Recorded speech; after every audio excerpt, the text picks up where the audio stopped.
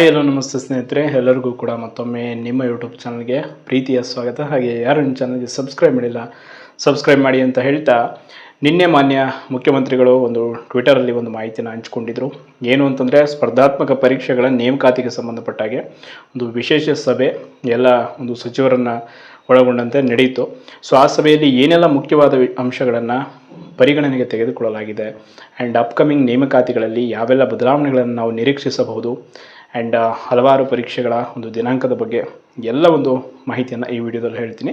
ಮೊದಲನೇದಾಗಿ, ಒಟ್ಟು ನಮ್ಮ ರಾಜ್ಯದಲ್ಲಿ 34,863 ಖಾಲಿ ಹುದ್ದೆಗಳಿವೆ. ಸೊ ಎಲ್ಲ ಇಲಾಖೆಗಳು, ಬೇರೆ ಬೇರೆ ಇಲಾಖೆಗಳು, ಸೊ ಅದೆಲ್ಲವನ್ನು ಕೂಡ ಭರ್ತಿ ಮಾಡಿಕೊಳ್ಳೋದಕ್ಕೆ ಸರ್ಕಾರ ಈ ನಿಟ್ಟಿನಲ್ಲಿ ಒಂದು ಕ್ರಮವನ್ನು ಕೈಗೊಳ್ತೀವಿ ಅಂತ ಹೇಳಿದ್ದಾರೆ.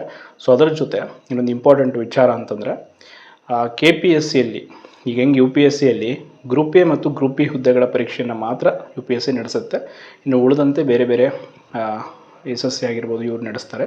ಸೊ ಅದೇ ರೀತಿ UPSC ಮಾದರಿಯಲ್ಲೇ KPSCಯಲ್ಲೂ ಕೂಡ only group A group B ಹುದ್ದೆಗಳ ಪರೀಕ್ಷೆಗಳನ್ನು ಮಾತ್ರ KPSCಗೆ ಕೊಟ್ಟು, ಇನ್ನು ಉಳಿದಂತೆ ಗ್ರೂಪ್ ಸಿ ಹುದ್ದೆಗಳ ಪರೀಕ್ಷೆಗಳನ್ನು ನಡೆಸೋದಕ್ಕೆ KE ಅವರಿಗೆ ಅವಕಾಶ ಮಾಡಿಕೊಡ್ತೀವಿ ನೆಕ್ಸ್ಟ್ ನೇಮಕಾತಿಗಳಲ್ಲಿ ಅಂತ ಹೇಳಿದ್ದಾರೆ. ಈಗಿಂದಲ್ಲ, ನೆಕ್ಸ್ಟ್. ತುಂಬ ಜನ ಕನ್ಫ್ಯೂಸ್ ಆಗಿ ಕೇಳ್ತಾ ಇದ್ರಿ, ಸರಿ ಈ ವರ್ಷದ ನೇಮಕಾತಿಗೆ ಏನಾದರೂ ಅದು ಅಪ್ಲೈ ಆಗುತ್ತೆ ಅಂತೇಳಿ ನೆಕ್ಸ್ಟ್ ನೇಮಕಾತಿಗೆ. ಆ್ಯಂಡ್ ಅದರ ಜೊತೆ ಅಬಕಾರಿ ಇನ್ಸ್ಪೆಕ್ಟರ್, ಎಕ್ಸೈಸ್ ಇನ್ಸ್ಪೆಕ್ಟ್ರಲ್ಲಿ ಫಸ್ಟು ಎಕ್ಸಾಮು ಆಮೇಲೆ ಫಿಸಿಕಲ್ ಮಾಡ್ತಾರೆ.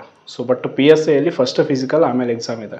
ಬಟ್ ಅದೇ ಮಾದರಿ ಎಕ್ಸೈಸ್ ಇನ್ಸ್ಪೆಕ್ಟರ್ದು ಏನಿದೆಯಲ್ಲ, ಫಸ್ಟ್ ಎಕ್ಸಾಮ್ ಮಾಡಿಬಿಟ್ಟು ಆಮೇಲೆ ಫಿಸಿಕಲು, ಅದನ್ನೇ PSI ನೇಮಕಾತಿಯಲ್ಲೂ ಕೂಡ ಮುಂದಿನ ನೆಕ್ಸ್ಟ್ ನೇಮಕಾತಿಯಿಂದ ಅನುಸರಿಸಬೇಕು ಈ ವಿಧಾನವನ್ನು ಅಂತ ಕೂಡ ಒಂದು ಬದಲಾವಣೆ ಮಾಡೋದಕ್ಕೆ ಹೊರಟಿದ್ದಾರೆ. ಸೊ ಅದರ ಜೊತೆ ಇನ್ನು ಬೇರೆ ಬೇರೆ ಒಂದಿಷ್ಟು 371 ಸರ್ಕ್ಯುಲರ್ ಬಗ್ಗೆ ಅದು ಕೂಡ ಒಂದು ಸಮಿತಿ ಮಾಡಿ ಕರೆಕ್ಟಾಗಿ ನೆಕ್ಸ್ಟ್ ನೋಟಿಫಿಕೇಷನ್ಗಳಿಂದ, ಈಗ ಹೆಂಗೆ ನೋಡಿ 545 ಸಿವಿಲ್ PSI ಇದು ಗೊಂದಲ ಆಗಿದೆ, ಆ ರೀತಿ ಆಗದ ರೀತಿಯಲ್ಲಿ ಹಲವಾರು, ಇದೊಂದೇ ಅಲ್ಲ, ಹಲವಾರು ಟೀಚರ್ಸ್ ನೇಮಕಾತಿ ಲಾಸ್ಟ್ ಬಾರಿ ಹಲವಾರು ಕೂಡ ಕೋರ್ಟಲ್ಲಿ ಆ ಪ್ರಕರಣ ಇದೆ. ಸೊ ಅದಕ್ಕೆ ಅದೇನು ಆಗಬಾರ್ದು ಅಂತೇಳಿ ಅದನ್ನು ಕೂಡ ಬಗೆಹರಿಸ್ತೀವಿ ಅಂತ ಹೇಳಿದ್ದಾರೆ. ಸೊ ಆ್ಯಂಡ್ ಲ್ಯಾಂಡ್ ಸರ್ವೇದು, ಮೋಟರ್ ವೆಹಿಕಲ್ ಇನ್ಸ್ಪೆಕ್ಟರ್ದು ಎಲ್ಲ ಎಕ್ಸಾಮ್ ಡೇಟ್ಗಳು ಇನ್ನೂ ಕೂಡ KPSC ಬಿಟ್ಟಿಲ್ಲ. ಸೊ ನಮ್ಮ ಒಂದು ಪ್ರಕಾರ, ನಮಗಿರೋ ಮಾಹಿತಿ ಪ್ರಕಾರ 2025ಗೆ ಆ ಎಕ್ಸಾಮ್ಗಳು ನಡೆಯುವಂಥ ಸಾಧ್ಯತೆ ಇವೆ. ಬಿಕಾಸ್ ಈಗ ಕಂಟಿನ್ಯೂಸ್ ಆಗಿ KPSCದು ಎಕ್ಸಾಮ್ ಶೆಡ್ಯೂಲ್ಡ್ ಇದೆ, ಈಗ ಡೇಟ್ ಫಿಕ್ಸ್ ಆಗಲ್ಲ. ಆ್ಯಂಡ್ ಸ್ಯಾಡ್ದು ಒಂದು ಫಲಿತಾಂಶ ಪ್ರಕಟ ಆಗಬೇಕು HKದು, ಅದಕ್ಕೆ ನಾವು ಟ್ವಿಟರ್ ಕ್ಯಾಂಪೇನನ್ನು ಅಕ್ಷಯ ವತಿಯಿಂದ ಮಾಡಿದ್ದೀವಿ. ಸೊ ಅದು ಕೂಡ ಫಲಿತಾಂಶ ಬರುತ್ತೆ. ಆ್ಯಂಡ್ ಇನ್ನೊಂದು HK ಗ್ರೂಪ್ ಬಿ ಎಕ್ಸಾಮ್ದು ಒಂದು ಡೇಟ್ ಕ್ಲಾರಿಟಿ ಕೇಳ್ತಾ ಇದ್ದಾರೆ.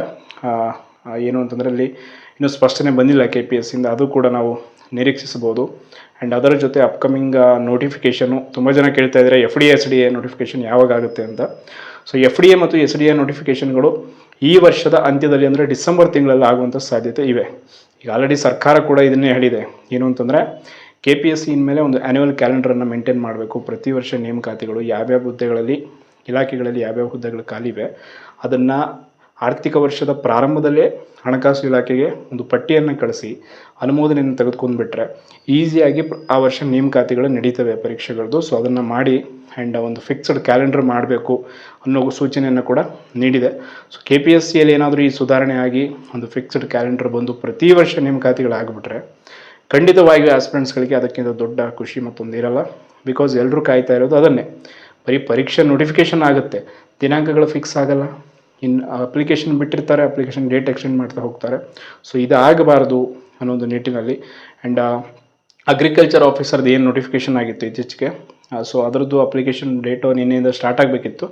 ಬಟ್ ಒಂದಿಷ್ಟು ಕಾರಣಾಂತರಗಳನ್ನ ನೀಡಿ ಆಲ್ರೆಡಿ ನೀವು KPSC ವೆಬ್ಸೈಟಲ್ಲಿ ಪ್ರೆಸ್ ನೋಟ್ ಬಂದಿದೆ. ಅದಕ್ಕೆ ಸಂಬಂಧಪಟ್ಟಾಗೆ ಒಂದು ಕ್ರೀಡಾ ಮೀಸಲಾತಿಗೆ ಸಂಬಂಧಪಟ್ಟಾಗೆ ಅಪ್ಲಿಕೇಶನ್ ಡೇಟನ್ನು ಮತ್ತೆ ಎಕ್ಸ್ಟೆಂಡ್ ಮಾಡಿದ್ದೀವಿ ಅಂತ ಹೇಳಿದ್ದಾರೆ. ಸೊ ನೆಕ್ಸ್ಟ್ ಮತ್ತೆ ಅದನ್ನು ಡೇಟ್ ಬಿಡ್ತಾರೆ. ಆ್ಯಂಡ್ ಸದ್ಯಕ್ಕೆ ಇಷ್ಟು ಅಪ್ಡೇಟ್ಸ್ ಇದೆ. ಆ್ಯಂಡ್ 670 ಪೋಸ್ಟ್ದು ಇವತ್ತು ನಿಗಮ ಮಂಡಳಿಗಳ ಭೇಟಿ ಬಗ್ಗೆ ನಾನು ನೆಕ್ಸ್ಟ್ ನಾಳೆ ಈ ಬಗ್ಗೆ ಮಾಹಿತಿ ಕಂಪ್ಲೀಟಾಗಿ ಹಂಚ್ಕೊಳ್ತೀನಿ ಅಂತ ಹೇಳ್ತಾ, ಯಾರು ನಿಮ್ಮ ಚಾನಲ್ಗೆ ಸಬ್ಸ್ಕ್ರೈಬ್ ಮಾಡಿಲ್ಲ ಸಬ್ಸ್ಕ್ರೈಬ್ ಮಾಡಿ. ಧನ್ಯವಾದಗಳು.